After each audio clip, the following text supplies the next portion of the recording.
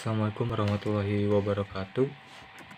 Di video ini saya akan mempresentasikan tugas struktur data dan pemrograman dengan tema atau judul AVL.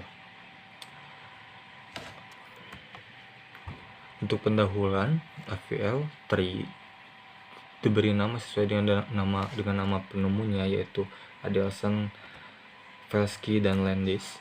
Jadi ada penemunya itu ada 3 orang, dengan diperkenalkan pada tahun 1962 dan dipergunakan untuk menjaga perbedaan tinggi antara subtri kiri dan subtri kanan. Nah, agar pada setiap node-nya tidak lebih dari 1. Jadi apa sih maksud dari node tidak lebih dari 1? Setiap node tidak lebih dari 1. Jadi ketika dihitung dengan balance factor, si subtri tinggi subtri kiri dan subtri kanan, dia itu tuh menunjukkan angka 1 atau minus 1, jadi dia masih seimbang. Tapi jika melebihi dari minus 1 dan juga angka 1, maka si node-nya itu si tree-nya itu tidak balance gitu. Maka harus dilakukan AVL ini. Kelebihan dan kekurangan dari AVL. Kelebihannya terlebih dahulu adalah AVL lebih efisien karena menjaga keseimbangan tinggi secara otomatis bahkan pada data besar sekalipun.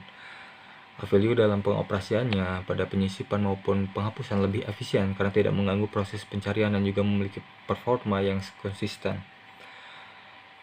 Jadi ketika si AVL ini bekerja, jadi ketika kita memasukkan data atau menyisipkan data atau menghapuskan data, dia bekerja secara otomatis gitu, menjaga keseimbangan data-data tersebut sehingga mudah untuk dalam proses pencariannya juga gitu. Dia juga memiliki performa yang konsisten.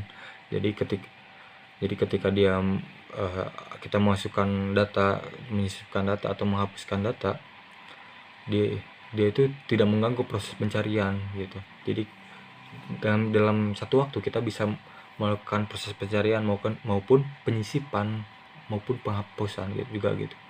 Karena kekurangannya juga ada gitu. Si AVL ini itu karena menjaga keseimbangan tinggi, si AVL ini dapat dibilang rumit. Dia itu rumit gitu, sangat-sangat kompleks lah. Dan juga dalam proses penghapusan dan penyisipannya dia itu membutuhkan waktu yang lebih lama. Kan karena jika kita melakukan penghapusan atau penyisipan, itu kan bisa menyebabkan tambahan rotasi untuk menjaga keseimbangan namun tetap dalam waktu yang rata-rata. Jadi dia ketika kita melakukan penghapusan dan juga penyisipan data, dia membutuhkan waktu lebih karena kan itu menambah rotasi juga gitu. Ada 4 jenis dari rotasi keseimbangannya. Itu ada yang pertama rotasi kanan atau left. Jadi kasusnya itu adalah left. Apa sih kasus left itu? Jadi ketika subtri kiri itu terlalu berat, jadi dia itu ke kiri gitu kan, ternyata dari ancestornya tuh menuju ternyata ke kiri gitu. Yang kedua ada rotasi kiri atau dengan kasus yaitu right, jadi dia tuh ke kanan dan ke kanan. Untuk kasus ketika subtrinya kanan itu terlalu berat gitu. Dan ketiga ada rotasi kiri kanan, left right, jadi dia itu zigzag gitu, dia tuh ke kiri lalu ke kanan. Dan yang keempat ada rotasi kanan kiri, right left, dia itu kan jadi ke kanan dulu lalu ke kiri gitu. Yang pertama yaitu yang tadi kasus left.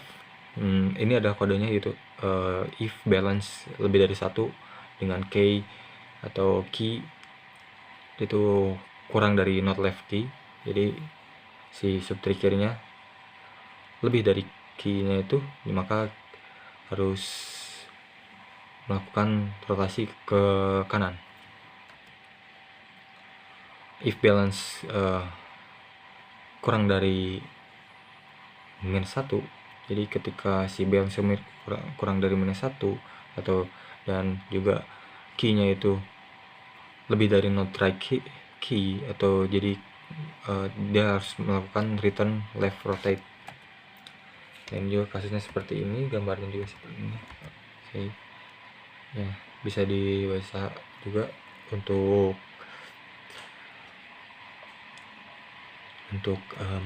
kodenya. dengan ini kasus left right, dan ini juga kasusnya itu right left, tidak beda jauh, tapi ya ada tambahan not right rotate, dan juga rotate return left rotate, sama juga yang tadi cuman diputar doang. Nah, ini ada bentuk dari pencariannya atau binary search-nya, itu ada in order traversal. Jadi dia tuh ke kiri, node-nya itu dia dari kiri bacanya tuh dari lalu ke node terus ke kanan. Jadi in order traversal ini dia mengurut dari 20 ke 30 lalu ke 40. Yang kedua si binary search-nya itu dimulai dari node-nya dulu, jadi dari atas dulu lalu ke kiri lalu ke node-nya lagi lalu ke kanan gitu. Jadi nilainya dari atas ke bawah. Yang ketiga ada post order traversal, yaitu ke kiri lalu ke kanan lalu ke node. Jadi konsepnya itu dari kiri dulu ke 20 lalu ke node-nya lagi, tapi nggak langsung disisipkan, tapi langsung ke 40 langsung ke 30. Nah, baru di situ disisipkan. Nah, untuk yang tadi ada yang kelewat. Jadi ini hasilnya dari jika kayak gini kan, hasilnya tuh jadi kayak gini ketika dia memakai right left.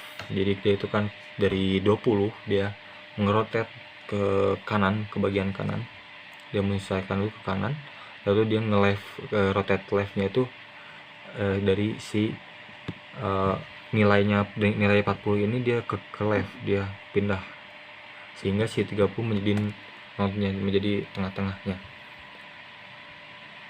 seperti itu kan, ke right dulu ke left ya, sama dengan yang tadi sebelumnya juga seperti itu, disesuaikan dengan bentuk dari kasusnya. Oke, mungkin sekian dari saya. Maaf bila ada salah kata. Wassalamualaikum warahmatullahi wabarakatuh. Assalamualaikum warahmatullahi wabarakatuh.